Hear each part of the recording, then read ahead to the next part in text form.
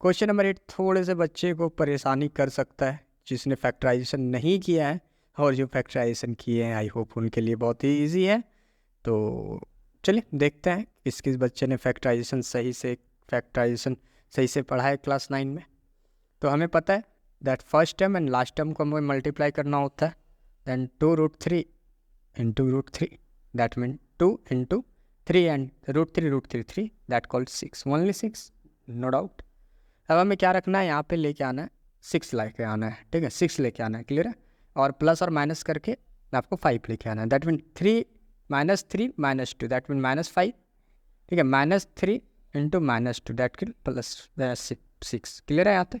तो हमारे पास जो दो नंबर आने वाले हैं -3 -2 आने वाला है, एंड 2√3x²। अब यहाँ पे 2 है तो -2 को यहाँ पे लिख देते हैं, जो कि हमारे लिए आसानी क्रिएट करेगा, -3x + √3 = 0। इस पर थोड़ा टाइम दे सकते हैं आप इस क्वेश्चन को समझने में, थोड़ा अपने से भी स्टेप को करते चलिए, आई होप कि आपको मज़ा आएगा, क्योंकि सब कुछ आप मेरे ऊपर से डिपेंडेंसी से नहीं कर सकते, कुछ आपको भी प्रैक्टिस करने की ज़रूरत है। यहाँ पे 2 है और यहाँ पे -2 है, दैट मीन 2 कॉमन ले लेते हैं, यहाँ x है, यहाँ x², यहाँ x है, x सिंपली कॉमन आ गया। तो यहाँ पे क्या बचा, √3, x² से x कॉमन ले लिया, x माइनस, अब 2x तो ऑलरेडी कॉमन है, दैट विल सिंपली 1। अब माइनस, यदि हम यहाँ पे 3 कॉमन लेते हैं, ठीक है, हम यहाँ पे 3 कॉमन ले नहीं सकते, तो हम आपको यहाँ पे समझना है, यहाँ पे √3 है, यहाँ पे 3 है, यहाँ पे हम लोग क्या 3 को लिख सकते हैं, √3 इंटू √3 लिख सकते हैं, नो डाउट। तो हम क्या लिखते हैं, आपके लिए आसानी कर देते हैं, √3 इंटू x प्लस √3 = 0। आपके लिए मैं इजी कर रहा हूँ, बस इतना ही समझना है आपको। दैन 2x √3x -1 माइनस ये √3 हम कॉमन ले लेते हैं, क्या बचा हमारे पास, √3x। और ऑलरेडी जब हमने माइनस कॉमन में लिया हुआ है तो हमें यहाँ पे माइनस लगाना पड़ेगा, एंड √3 ऑलरेडी कॉमन है तो यहाँ पे 1 है।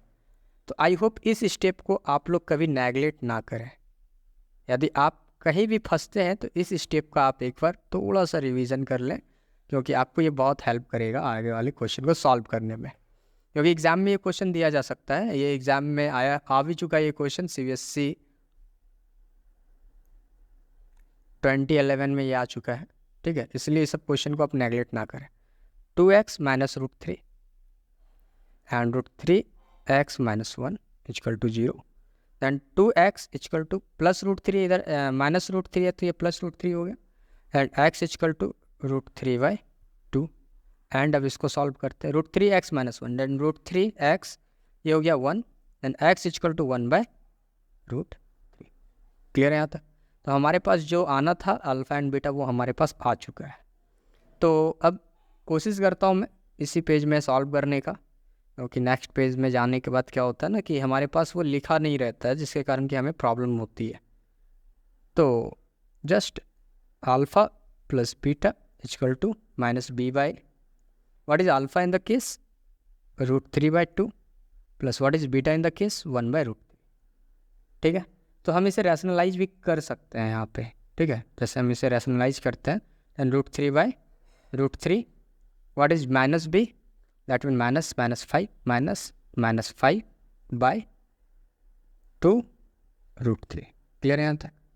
तो हम लोग क्या कर सकते हैं, √3/2 एंड प्लस √3/3, ये हो जाएगा 3। थोड़ा सा बहुत बच्चे मेरे राइटिंग पे कंप्लेन करते हैं, मैं बार बार बोलता हूँ, बट मैं ट्राई कर सकता हूँ ठीक लिखने का, क्योंकि मैं टैब पे लिख रहा हूँ, कॉपी पे तो है नहीं मेरे पास, तो I will try my best.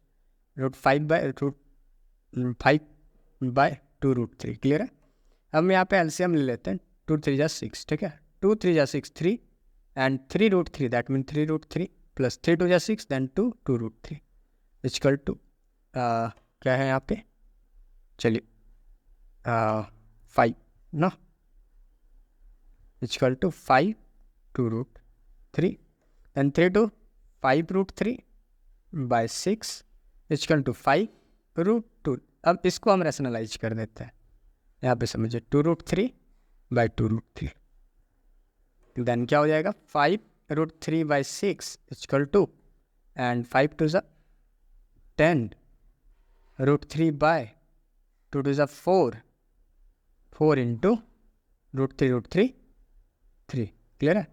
तो ये हो जाएगा 5, ये हो जाएगा 2, क्लियर है। 5 टू ज़ा 10, 2 टू ज़ा 4, दैट मीन 5√3/6 इक्वल टू, मैं रेड पेन से लिखता हूँ, देखो 5√3/2 3 जा 6। तो ये हमारा ओके हो गया, ठीक है। प्रोडक्ट ऑफ जो है हम लोग आगे निकालते हैं। प्रोडक्ट क्या हो जाएगा हमारे पास, alpha into beta equal to C/A। What is alpha in the case, alpha है हमारे पास √3/2। आई होप कि आप करते जा रहे हो तो आपको समझ में आ रहा होगा। And what is C in this case, हमारे पास जो C है वो है √3 एंड A क्या है 2√3। That mean √3 cancel, then 1/2 equal to √3 cancel 1/2, verified. Okay, चल सेम हम लोग क्वेश्चन नंबर 9 की तरफ आते हैं। एंड चलिए हम लोग अपना